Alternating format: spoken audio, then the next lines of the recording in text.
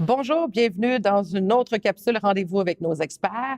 Cette fois-ci, nous rencontrons Marc-Alexandre Barbe de la firme Planisource.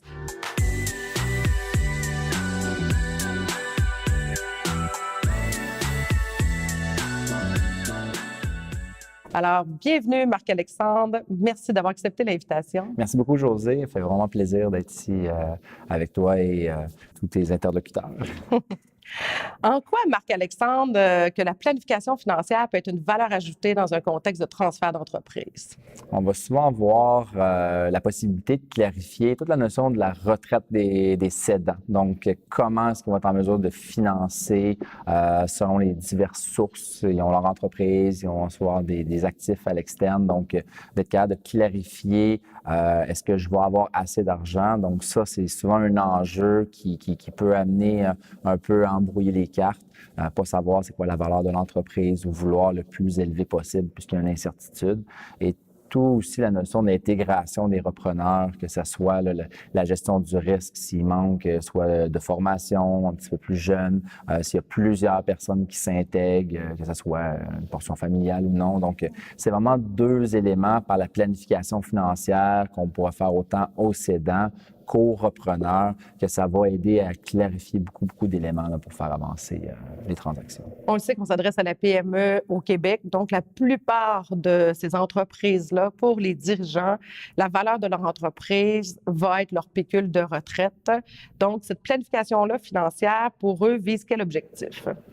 Vise vraiment à donner une planification financière dans le cadre d'une retraite. C'est, on peut le dire, assez simple. On va regarder qu'est-ce que tu as, combien tu as besoin et combien de temps est-ce que tu veux que ça dure à travers tous les projets qui vont s'en suivre, que ce soit des projets à la retraite ou que ce soit au niveau d'une projection à très long terme d'acheter des chalets ou de vivre à l'étranger.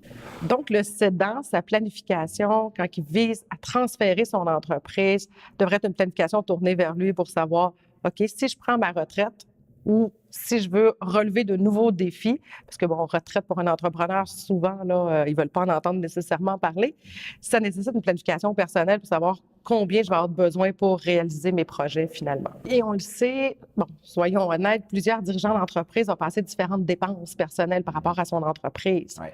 Donc, je suppose que quand on arrive à faire une planification financière pour un entrepreneur, c'est peut-être même un petit peu plus difficile, là. C'est un des points les plus majeurs là, qu'on va devoir se rebuter pour vraiment déterminer c'est quoi le réel besoin de coût de vie personnel. Donc, on s'entend les cellulaires, les autos, les voyages, les restaurants qui vont passer en dépenses à gauche, à droite dans l'entreprise.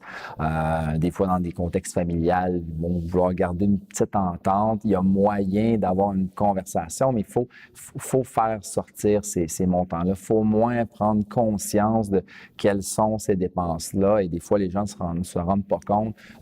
Mais oui, un coût de vie de 100 000 par année, ça veut dire qu'1 million mis de côté, ça prendra pas beaucoup d'années, puis ça va aller par les fenêtres. Donc, c'est vraiment un travail qui va être des fois assez ardu. On s'entend que budget et entrepreneur ne vont souvent pas de pair. C'est pas l'objectif de faire un budget, c'est plus de vraiment faire ressortir combien est-ce que ça coûte pour vivre au niveau personnel, pour aider ensuite à projeter. Et puis, c'est sûr que selon les standards de planification financière, selon l'Institut québécois de planification financière, des fois, on va aller jusqu'à des 97, 98, 100 ans en termes de planification pour s'assurer qu'on n'épuise pas le capital. Donc, ça va avoir des impacts considérables de bien déterminer le coût de vie avant d'avancer, de ne pas prendre un chiffre à la va-vite, là. La notion financière, elle sous-tend beaucoup d'émotions, aussi une prestance d'être au règne de son entreprise, mais la notion d'être capable de financer. Puis des fois, les gens aussi ont reporté des projets plus tard, un bateau, un grand motorisé, ils aimeraient ça, être capable de le faire, une maison dans un autre pays. Est-ce qu'ils sont réellement capables de se permettre et de continuer à vivre si jamais ils lâchent totalement les rênes?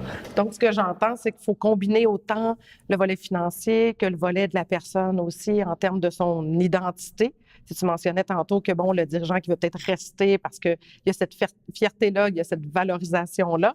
Donc, il y a cet aspect-là à regarder. Puis du côté des finances, bien, prenons un pas de recul finalement pour être capable d'aligner les projets.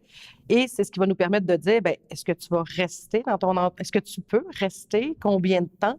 Puis totalement, parce que la planification financière peut être vue sous un angle très, très rationnel. On rentre dans des chiffres dans un calculateur qui nous démontre comment avec l'inflation, les taux d'intérêt, ça va être capable de durer dans le temps. Mais la vraie force d'un plan financier, c'est à quel point on comprend les aspirations, les valeurs humaines. On est capable de regarder ses impacts sur ses projets personnels. Puis ensuite, mais ça va aider au moins à les faire plus rêver, voyager, puis d'arriver avec des solutions, des avenues qu'ils n'auraient peut-être même pas pensé. Puis des fois, on va aider à challenger. Non, mais aurais-tu pensé que ton rêve que tu me parles, tu veux faire dans 10 ans? Moi, je te dis, tu pourrais le faire tout de suite. On mentionnait, puis je pense que c'est intimement lié aussi avec la retraite des cédants, l'intégration des repreneurs. Totalement. Donc, évidemment, c'est un balancier. Donc, s'il y en a un qui veut se retirer, il faut automatiquement qu'il y ait des gens qui prennent plus de place. Une PME, prendre plus de place, plus de responsabilités vient aussi avec plus de risques. Et ça va être souvent un des enjeux qu'on va voir avec les repreneurs, que ce soit des gens totalement de l'externe qui ont accumulé des sous, qui désirent d'acheter une entreprise, qui ne connaissent pas du tout, que ce soit de l'interne, un employé clé ou un dirigeant, ou que ce soit au niveau familial. Il y a toujours une perception, quel va être l'impact sur moi, mes finances, mes projets. Je veux revenir sur la notion d'évaluation de risque parce qu'on mentionne, donc c'est des deux côtés finalement. Autant le repreneur du côté de sa gestion de risque personnel parce qu'il peut être limité dans ses projets de vie, autant sa notion de risque au niveau de l'entreprise. Donc le repreneur, lui, ses principaux défis vont être quoi? D'avoir une meilleure, de se faire coacher, développer des stratégies de réflexes financiers? C'est sûr que ça, quand on va parler de formation ou expérience adéquate, ça, c'est tout qu'un chapitre en soi. On va souvent être rebuté à, disons, la planification financière, on va souvent lever des drapeaux. Et ce drapeau-là va souvent être levé à dire, bien, il faudrait considérer peut-être certains cours ou d'aller chercher de l'expérience à l'externe. On parle de relève familiale, quelqu'un qui a toujours travaillé dans l'entreprise, 21 ans, voire prendre des rôles de directeur, de vice-président, est-ce qu'il est réellement prêt? Mais c'est un élément où des fois, on va voir les jeunes, les repreneurs, on dit oui, mais là, moi, d'avoir un gros prêt personnel, est-ce que ça va m'empêcher de m'acheter ma maison? Parce que là, ils vont se retrouver quand même avec une dette. Donc, ils ont à développer des stratégies financières personnelles et professionnelles, c'est-à-dire autant avoir un budget personnel, mais avoir un budget pour l'entreprise. Parce que je crois que le repreneur, ce qu'il ne doit pas perdre de vue aussi, c'est que souvent, en tout cas, moi, dans tous les cas de relève que j'ai pu voir, souvent, il y a une balance de vente. Je parle de relève interne ou de relève familiale. Il y a une balance de vente qui est au cédant. Et cette balance de vente-là, elle est quand même importante pour le cédant là, parce que c'est son pécule de retraite aussi. Oui. Oh, ouais, donc ça, c'est sûr que, comme le mentionné, dans la plupart des transactions, c'est vraiment une notion de gestion du risque pour permettre une certaine cohabitation, là, pas que les gens partent trop rapidement. La notion de balance de prix de vente vient lier les deux parties. Ça l'oblige par le fait même une certaine cohabitation, une certaine collaboration dans la transition. D'où l'idée de la planification financière, autant pour le cédant que le repreneur, parce que je pense qu'autant le repreneur doit comprendre la vision du cédant que quand aussi longtemps qu'il ne l'a pas racheté, il y a une partie qui demeure encore au cédant. Oui. Et d'où l'idée pour le vendeur cédant, dans le fond, de faire sa propre planification. Parce que moi, j'en ai souvent qui me disent, bien, je vais rester, c'est correct, j'ai une balance de vente pendant 20 ans. D'où l'idée de la planification financière parce que as-tu le goût de revenir dans 20 ans si jamais l'entreprise plante? Parce que c'est ce que tu mentionnes, ils ont la responsabilité encore de l'entreprise. Et là, on l'a vu, c'est une complexité, ça ne se fait pas sur le coin d'une table non plus. Et le fait d'être entouré nous amène à avoir même des stratégies pour notre plan, finalement, notre plan de continuité aussi, là, que ce soit pour le cédant dans sa préparation à retraite que le rachat, finalement, par le repreneur. Là. Donc, un conseil en terminant, tu dirais? Ne vous laissez pas intimidé par la liste des documents qui peuvent être requis pour aller de l'avant avec une planification financière. Il faut idéalement de mettre de l'avant, je pense, tout plan de transfert, peu importe l'angle qu'on va le prendre, va demander une collaboration de plusieurs professionnels.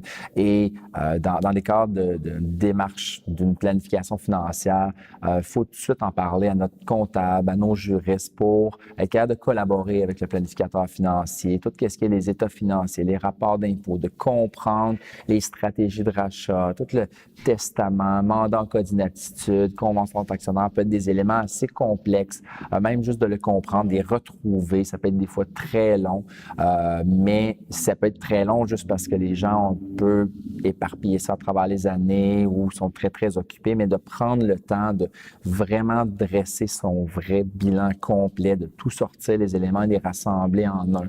Des gens que ça fait 35 ans qui roulent leur business n'ont jamais pris la peine de vraiment faire un vrai ménage et de rassembler un endroit principal.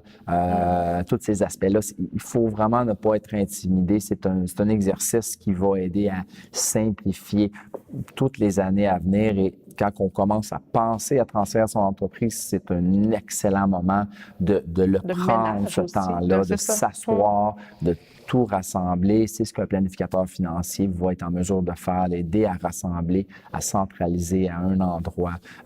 Si jamais il arrive quoi que ce soit, on a des questions, on a un endroit principal là, où est-ce qu'on est capable d'aller chercher l'information. Mais ce que j'entends aussi, c'est pas se laisser intimider, mais laisse-toi guider aussi quelque part, tu sais, dans le sens que oui, il y a beaucoup de documents, mais vous êtes là pour les guider aussi, parce que ça vaut la peine de prendre le temps, parce que ça va éviter bien des pépins aussi, finalement, et on va pouvoir assurer la continuité, que ce soit la continuité de l'entreprise, et voire même, on va pouvoir le voir dans une autre capsule, tout le volet aussi, dans un contexte familial, la gestion du patrimoine familial aussi.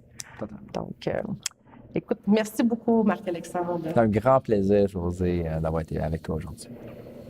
Bien, merci d'avoir été des nôtres. J'espère que l'entrevue avec Marc-Alexandre a pu répondre à certains enjeux ou questions et au plaisir de vous revoir dans une autre capsule.